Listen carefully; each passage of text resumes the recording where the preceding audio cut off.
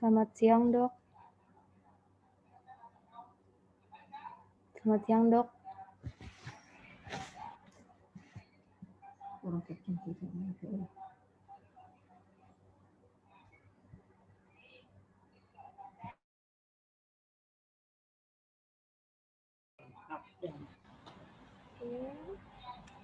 Halo, Dok. Ya, halo Dek, kedengaran suara saya?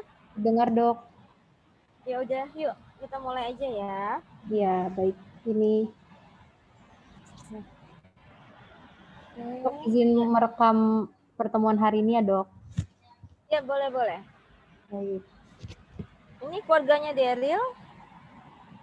Iya, ini keluarga pasiennya, Dok. Oke. Ya, Bapak Antoni ya? Ya udah. Iya, Oke.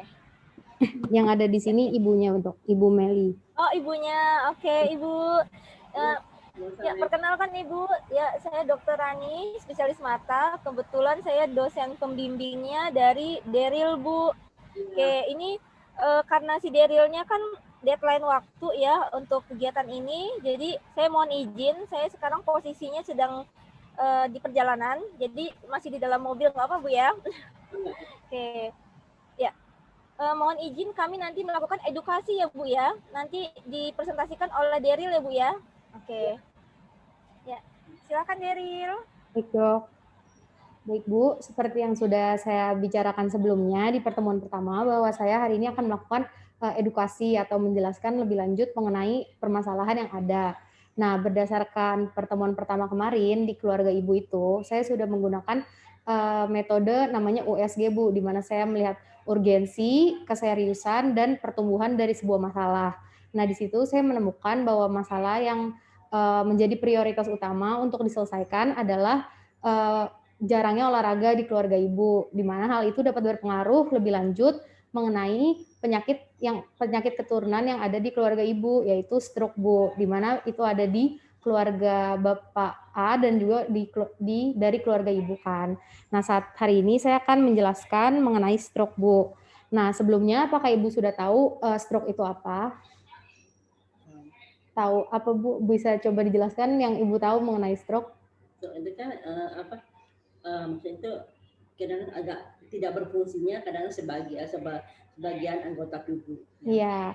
Nah, iya Bu, stroke itu adalah cedera cerebrovaskuler adalah kehilangan fungsi otak yang disebabkan oleh berhentinya suplai darah ke bagian otak. Nah, ini tuh dibagi menjadi dua jenis, Bu. Ada yang namanya tuh non hemoragik, di mana itu tidak terjadi perdarahan di otaknya. Nah, itu bisa disebabkan karena sumbatan di daerah lain, Bu. Jadi ada sumbatan di pembuluh darah otak. Kemudian yang kedua adalah stroke hemoragik. Nah, itu disebabkan adanya perdarahan atau pecahnya, kalau biasa didengar tuh pecah pembuluh darah otak gitu, Bu. Nah, ini tuh ada beberapa faktor resikonya. Yang faktor resiko itu adalah faktor-faktor yang bisa menyebabkan atau membuat terjadinya stroke itu. Nah, yang pertama tuh hipertensi, kemudian penyakit kardiovaskuler atau penyakit jantung, kolesterol tinggi, kemudian obesitas, peningkatan hematokrit, diabetes, penggunaan kontrasepsi oral, merokok, penyalahgunaan obat, dan juga konsumsi alkohol. Nah, kan kemarin juga di keluarga bapaknya kan ada yang diabetes kan. Nah, itu juga bisa menyebabkan peningkatan faktor resikonya ini. Nah, terus ada tanda-tanda dan gejala dari stroke. Tanda-tandanya itu kehilangan fungsi motorik seperti yang tadi Ibu udah jelaskan kan, berarti Ibu udah cukup tahu tanda-tanda orang stroke itu seperti apa kan. Nah, itu kehilangan fungsi motorik atau gerakan, kemudian kehilangan komunikasi, bisa dia lupa cara berbicara atau dia lupa cara memberikan mimik wajah atau berekspresi, kemudian gangguan persepsi, kerusakan fungsi kognitif dan efek psikologis, dan juga disfungsi kandung kemih atau kadang tuh nggak bisa buang air kecil gitu, Bu. Nah, apakah stroke itu dapat dicegah? Nah, stroke itu bisa dicegah, Bu, berdasarkan cara pencegahannya tuh didasarkan oleh tadi faktor-faktor resikonya. Nah, di sini ada contohnya nih, untuk mengontrol tekanan darah. Nah, itu Ibu kan kemarin berkata bahwa Ibu datang ke dokter atau pemeriksaan diri itu kalau sedang sakit aja kan. Nah, diperlukan juga Bu untuk sekali-sekali mungkin pemeriksa ke dokter untuk mengecek tekanan darah. Kemudian kalau misalnya di mal-mal gitu Bu ada yang menawarkan suntik di jari untuk mengecek biasanya misal ngecek gula darah atau ngecek kolesterol, itu juga boleh Bu. Itu namanya pemeriksaan menggunakan alat BCU. Nah itu juga berfungsi buat mengetahui glukosa ibu, misalnya apakah ibu udah tinggi glukosanya, kalau udah mengarah ke diabetes atau enggak, atau kolesterolnya.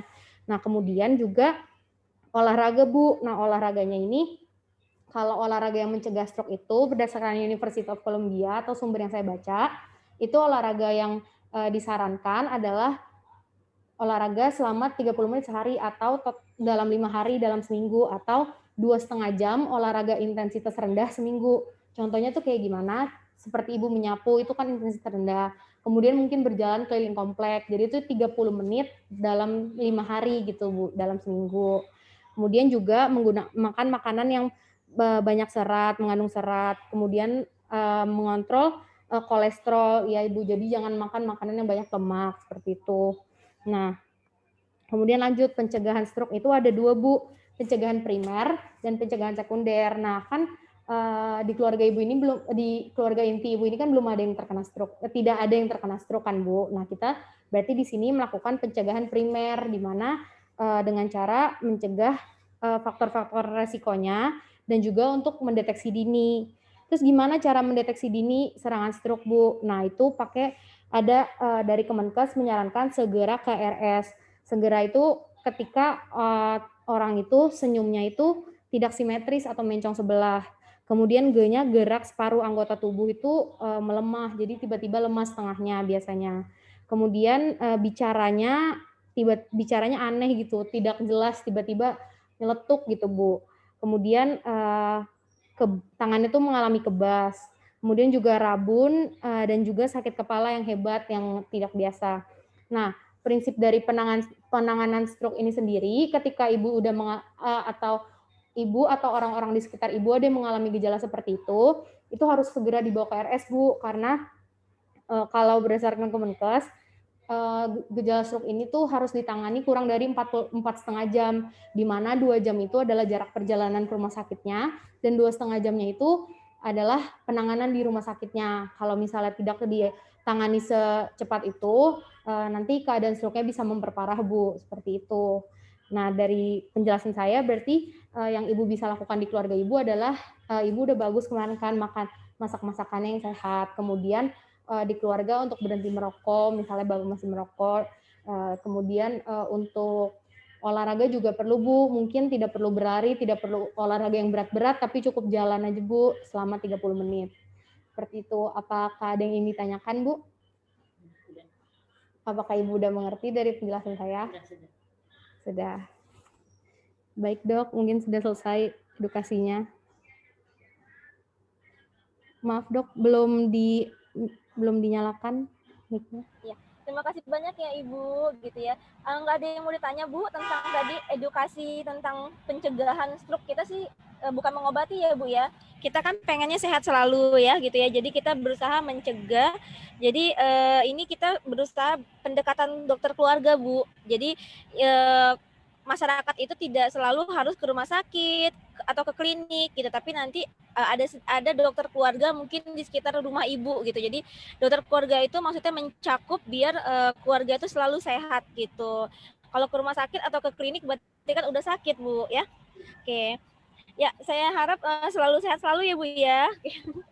Ya, terima kasih banyak ya Ibu atas partisipasinya. Terus salam buat Bapak Antoninya ya Bu. Terima kasih ya Dok. Sama-sama Ibu. Kalau ada yang kurang dimengerti boleh ditanyakan lagi. Mungkin nanti saya bantu jawab gitu ya.